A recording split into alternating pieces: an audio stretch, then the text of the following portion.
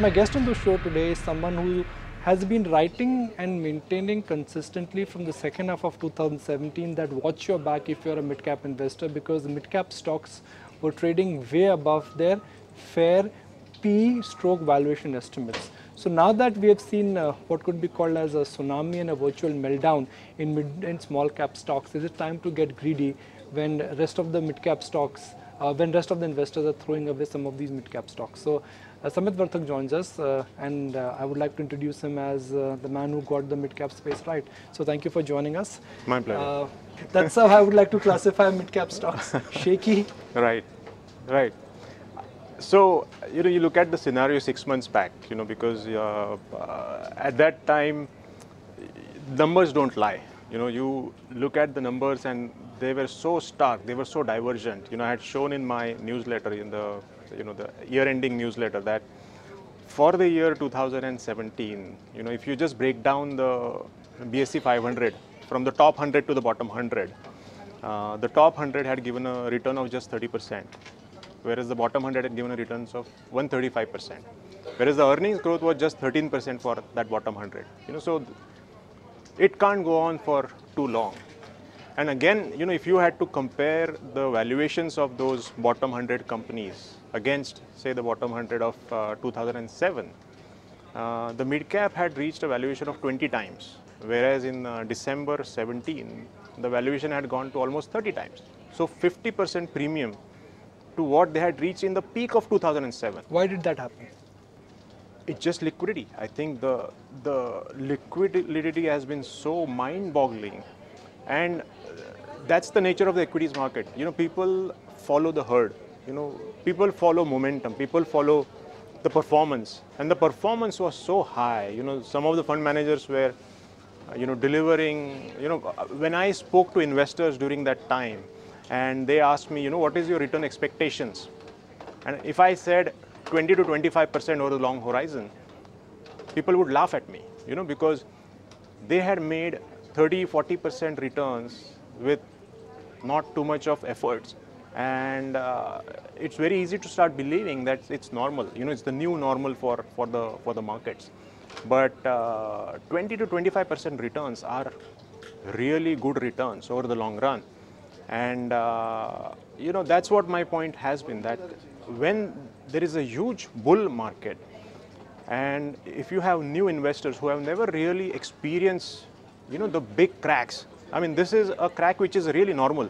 But if you had experienced the 2007-8 crack or the 1999 crack, you have very different learnings. But if you just live through a raging bull market, your learnings are very different. You tend to think that what you did enabled you for the returns, whereas you would see that each and every strategy works. You don't know whether it was the right strategy or not. So is the darkest dust getting over? There is a scope for mid and small cap stocks to revive now, but this is going to be a long night and a big winter? I feel that compared to 6 months back, this is an environment which I really prefer, because you imagine, today people are worried about anything and everything. I talk to the most sophisticated investors, and most of them are worried. I haven't spoken to a single investor in the last couple of months who is positive about the Indian markets. There is pessimism all around, and that's an environment generally which is really good for investors to come in. I mean, imagine last 2 quarters have been few of the best quarters of earnings growth in the last 6 years, I would say, and especially for good quality companies. So the earnings have grown by almost 20% annualized in the last 6 months, whereas the valuations have corrected by anywhere from 25 to 30%, and especially for the mid-cap, the good quality mid-caps.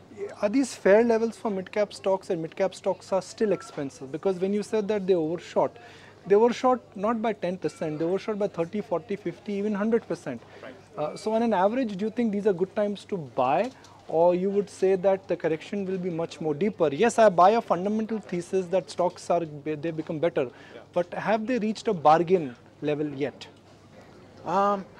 So the good thing about this correction has been it's been indiscriminate, that good quality as well as bad quality companies have been indiscriminately hit.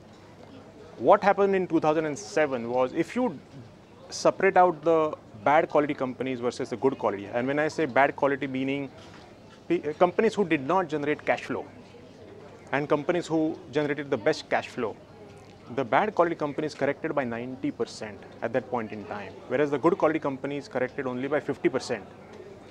And today, there are many companies who have corrected by, the median fall for the BSC 500 or the top 1,000 companies has been about 37%. So many companies have fallen by more than 50%. But I think again, the good quality companies have also corrected by 25 to 30%. I believe there is a huge value which has been created there. Whereas the bad quality companies, if you paint them also with the same brush, I think there is much more pain left in them, because they have gone up by 3, 4, 5 times. So 30, 40% correction is not much for them. I think there is much more left in those companies.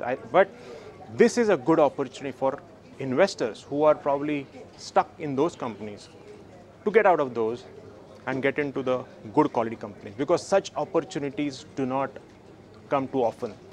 And again, I think people will make the same mistake, that they will go after momentum, they will go after the herd mentality and try to hide themselves in the large caps, and then the new momentum stocks, where they're hitting 52-week highs. This is the time to think away from the herd, and that's where you will separate out from the herd. I'll get into what you're doing and where you think there's value in the market, but a classic compounder for for Indian market has been HDFC Bank. You may call it overowned stock. You may like to call it a stock which has enjoyed strong P multiples and strong price to book ratios. That bank has never given you bad news. So here's one stock which has been a classic compounder despite giving you bad news, despite being a consensus buy. And whereas for those who try to buy PSU banks or corporate banks at every cheeky fall and have trying to time cycles, they've not made money. So how does this theory work? I buy your argument that you should not chase cherry consensus. You should go against overowned stocks. But HDFC Bank or in Bajaj Finance, they've defied the logic. Right. I mean, you are right. You will never go wrong in the HDFC Bank or Bajaj Finance. Question is, what are your targeted returns? If your targeted returns are 15-20%, it's best to hide in such stocks. Because there's no need for you to take extra risk. If such companies are going to give you consistently 15 to 20% return, and 15 to 20% return is not bad. It's pretty good compared to the other asset classes. You're talking about stock market returns, not earning returns. Right. Yeah, I'm talking about stock market returns. Question is, I think such opportunities give you the potential to make much higher returns. There are companies which are growing at 30% plus today and which are available at less than 17, 18 times multiple, and this current year's multiple. So I feel their fair value is much higher. Do you own private banks? Do you own consumer names? Do you own staples in your portfolio? I do not own. I used to own many of those, but for me valuation is extremely important, and I don't find value in those stocks. So have your top 3 holdings or top 5 holdings changed in the last 6 months because of this fall? No, it hasn't. Actually, I just added to the same names, because most of those companies have delivered, at least in the last 2 quarters, year-on-year growth of more than 35% earnings, whereas their valuations have corrected by 20%. So I feel these are available to me today compared to 6 months. So I feel these are much stronger companies, much fundamentally stronger. Their growth is picking up and available at least 35 to 40% cheaper valuations. You've spoken about themes in the past, and one theme which we've discussed is specialty chemical. Suddenly this is like a great Goldilocks scenario for the specialty chemical sector: local demand, pollution from China, and currency advantage. So is there more and more reason why one should actually be betting specialty chemicals now? Again, you have to be careful in that space, because see, issues in China may benefit all the chemical companies in the short run, but that supply will come back. I know that they are building capacity in different regions, where pollution is not an issue, and then they will come back with much better solution. And then the demand for those companies will go back. You got to find out companies where they have inherent competitive advantage, even if China demand comes back. And there are such options available in India. Their scale is comparable to the China scale, and their competitive advantage are much more sustainable, even if China has to come back. So you got to bet on those players, because there you have structural growth story. I'll get into a checklist, and I'll put a checklist out, and we'll call that checklist as Samit Vartak's checklist when he buys a business. But before that, if I look at last 15 years, a thought which in a sense has dawned on me last couple of months ago is that if I look at the outperformers, they're centered around just three sectors: consumers, autos, and private banks. And that's India. Whether it's the consumer romance or under-penetration of the financial sector or demand coming for autos because of better roads.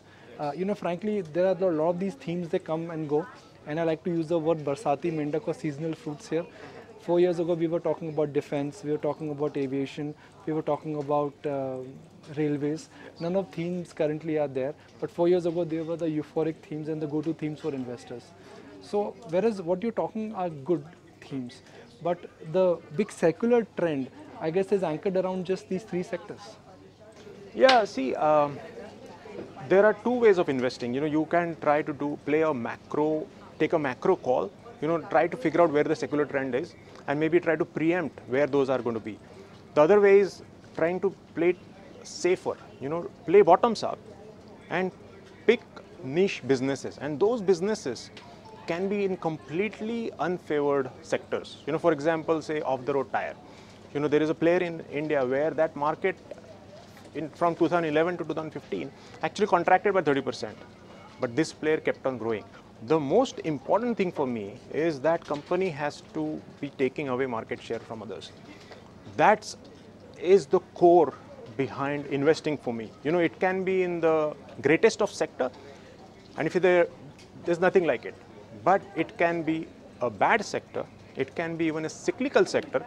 You'll find many consumable players, like refractory players or abrasives players or explosives players. They are completely exposed to cyclical sectors, but their growth is completely secular.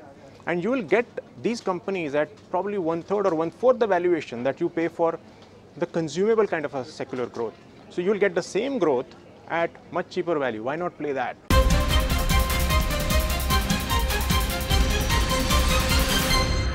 You are of the view that it is time to buy the fear in mid and small cap stocks. That's point number one. You are of the view that whereas the secular theme in India is still consumer centric, not too many stocks are available at decent valuations. And you are also of the view that it is time to focus on B2B business, provided you do your research. But that's where bargains and that's where the next cyclical up move in the market could kick in. Yeah, exactly. I think, Have I summed it right? Yes, I mean, what I would say is this is the time to buy mid-cap and small caps, but again, you have to figure out which are the quality ones. And by quality, I mean companies having the sustainable competitive advantages, which will enable them to take away market share from others. Do you buy stocks at IPO? I do not. I've never bought stocks at IPO. So typically when you buy a stock, it has to have a business life of 15 years, 10 years. How does it work? Yeah, for me, I have to see how the company had done in the last down cycle. That's very important for me, because you can't predict how it would do just based on 3 or 4 or 5 years of Is it a fair comparison? Sometimes the promoter changes, sometimes the new generation businessman's son, he takes over. And these are important factors which have changed the course of the life. A lot of, if I may loosely use the word, दो number एक number हो जाता है. There is this change of intent. There is no change of business. Right. And we both know that these practices have existed in India. Yes. Because of GST, change things will happen. Right. So we may call it as a great business cycle change. Yes. But essentially it is just an accounting change. नियत बदली और कुछ नहीं बदला. True. Yeah. See, again, when I say I like to study the history of the companies, the starting point is the quantitative study of the company, right? Which can be done by. So that's part one of your checklist. Part that you look one at of the the quantitative study. Correct. Which involves. Which involves looking at the sustainable margins, the volatility in the margins, obviously the cash flow generation, because the cash flow generation can be completely different than the profit generation, and that's what happened in 2007, which luckily is not the case today. Then obviously sustainable return on equity and return on capital. And what is the hurdle rate for you? For me, the hurdle rate is 25%. Typically, I like to invest in businesses, and again, that's the it's not based on my historical analysis of the company. That's just a starting point. It's based on my futuristic analysis of the company, which is much more qualitative. For that, you have to study the. How many companies do you analyze in a year? I generally like to meet a lot of companies. Especially when after earnings season, I try to meet at least a couple of companies a week. And over the year, that knowledge just keeps on building. My universe is about 225 companies, where I know that historically, they have done well. They have done well through the down cycles. The promoters have generally taken good capital allocation decisions. The businesses are strong, and they are in the sectors where they are not killing each other by competition. Ray Dalio once told me that the reason why I have reached where I've reached is because I reflect back on my mistakes. And I'm sure somewhere you must also be doing that. So when you look back at your investing career, personally and professionally, which is one stock or one company or one business, let me put it this way. I respect your compliance of getting stock specific, but my endeavor as an anchor is also to try and get the best out of you, right? Which is one business or a company you regret selling early, and which is one company or business you regret selling late? See, again, I generally don't regret because it's part of my discipline. There are businesses where, whether it's an innerwear business or a great financial bank, where I end up selling early. But you will find that those are a couple of examples. But because of my discipline, I avoided 8 others where they are below where I sold. What about selling late? Generally, that's where I have done little less mistakes because I'm very vigilant on the risk emerging in any business. I have sold late, but not too late, maybe 6 months late, because you need that time, to evaluate the risk which you did not, think about when you entered the business. For example, textile business. When I invested into textile business, which were exporting to the US, I did not know and I did not think that the risk from Amazon disrupting that business was so high.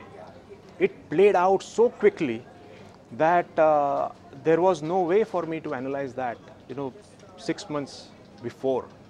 Even the retailers got caught off guard. And such risk can emerge in the short run, but you can't sell a business immediately just because something is changing. Sometimes they are just transitory. You got to get comfort that, okay, this is something which is long lasting and it's a really big disruption.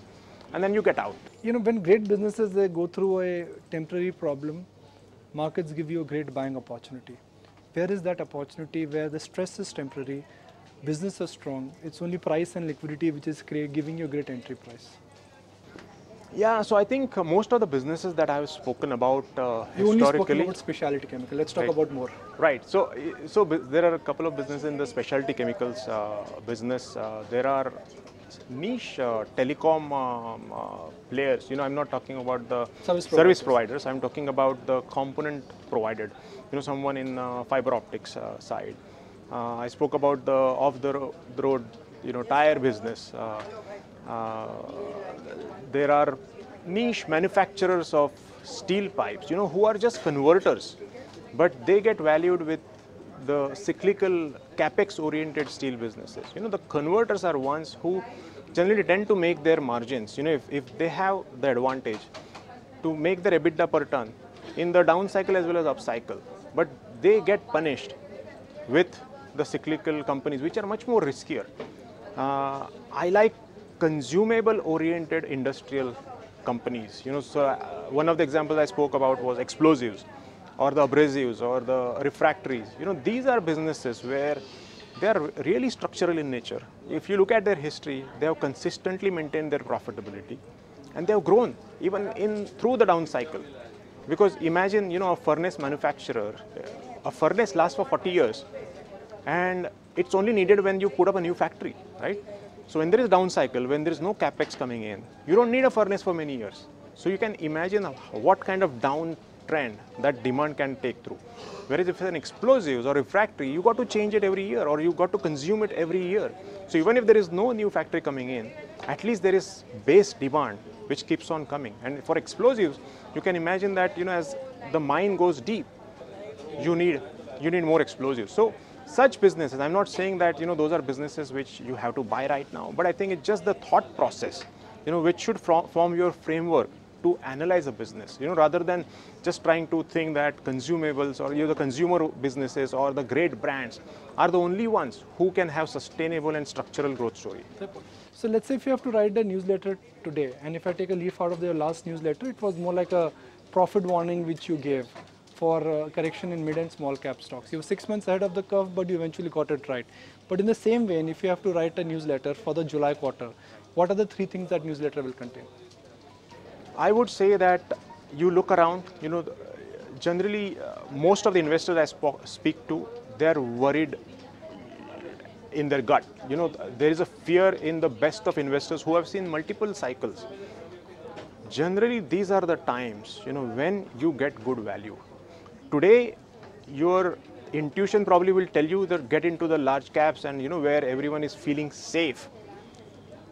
You have to do exactly the opposite of that. What you did last year is something that actually you should be trying to do now, trying to find the great mid caps and the small caps today, and not try to hide, because these are the opportunities where you get value.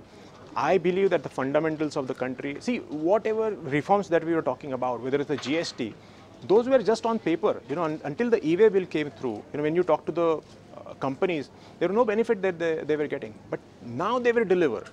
Now the demonetization and then the financialization of the assets, they will start delivering now. You look at the economy, you look at the airline traffic, you look at the hotel bookings, you look at the crowd in the malls, you look at the food companies' growth, you look at the consumer staple growth, you look at the rural growth.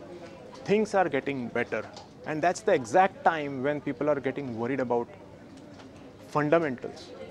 I feel the macro worry is something which gives you an opportunity to get good things at really good value. And this is the right now. That would be the message to your absolutely to our viewers. Yes. So one 30-second answer.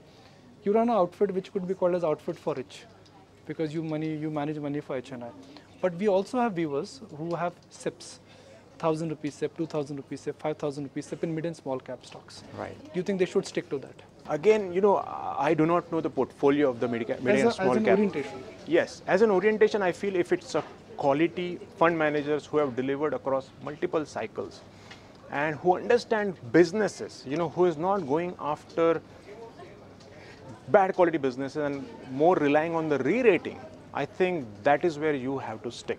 This is the time to add to such fund managers, because you may feel pain for the next 2 months or 3 months or 4 months, but that's nothing. But when the bounce comes back, it is ferocious. In 2009 March, you felt like you got to sell everything and just sit out of the market. But if you were in the quality stocks, within the next 3 to 4 months, you recovered all the losses that you had. And that was one of the most brutal falls that anyone had seen. And this is not much. And here, I think if you compare this with 2007, the balance sheets today are much more stronger. The profits that you see are more real. The profits that you saw then were not supported by cash flow. And that's where the earning just shrank. I don't think it's going to happen now. The margins today are 6% versus 10% then. So we are not comparing apples to apples. So I don't think you should fear the same kind of risk today compared to 2007. Great point. I think it's been a great interaction with, you've been outlining the problem in the mid-cap, now you're outlining the opportunity, and this is not 2008. Right. This is not financial Armageddon. Things are going to improve. Right. So I'm assuming that this is the dusk is near and the night is not going to get darker. Yes, yes. Thank you for joining us, and lovely to have you back on the show. Absolutely, my pleasure. That's it on this edition of Market Makers. Thank you for tuning in, and thank you for watching the show.